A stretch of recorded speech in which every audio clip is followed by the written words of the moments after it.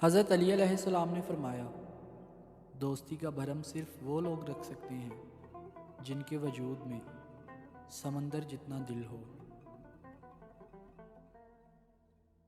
حضرت علی علیہ السلام نے فرمایا، اپنے دوست کے دشمن سے دوستی مت کرو، ایسا کرنے سے تم اپنے دوست کے دشمن بن جاؤ گے۔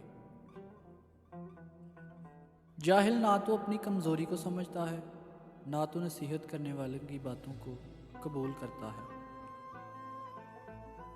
امیر المومنین حضرت علی علیہ السلام نے فرمایا، تمہارا بدترین دوست وہ ہے جو تمہیں غلط بات پر راضی کرے۔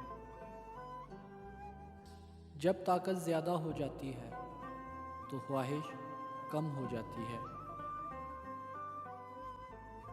دوست کے ساتھ اس نمک کی طرح رہو جو کھانے میں دکھائی نہیں دیتا، لیکن اگر نہ ہو تو اس کی کمی بہت محسوس ہوتی ہے۔ ایسے شخص کو کبھی مت گنوانا جس کے دل میں تمہارے لیے محبت، فکر، عزت اور چاہت ہو۔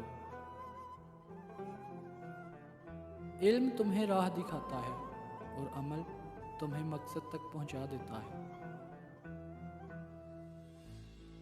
مشکل وقت آ جائے تو کسی کا احسان مت لو، کیونکہ مشکل وقت 4 دن کا اور احسان زندگی بھر کا ہوتا ہے۔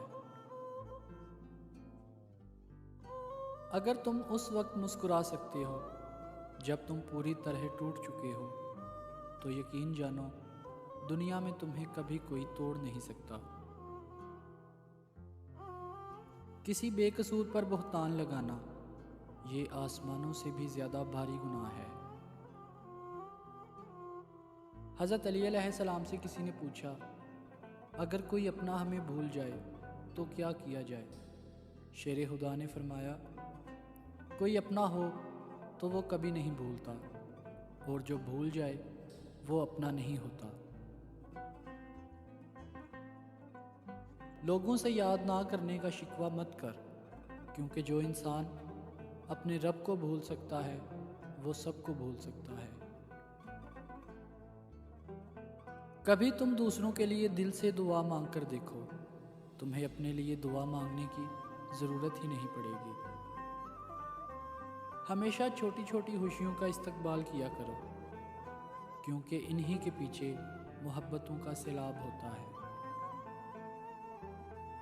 صرف 2 لوگ مقدر والے ہوتے ہیں، ایک وہ جنہیں وفادار دوست ملتا ہے، اور دوسرا وہ جن کے ساتھ ماں کی دعائیں ہوتی ہیں۔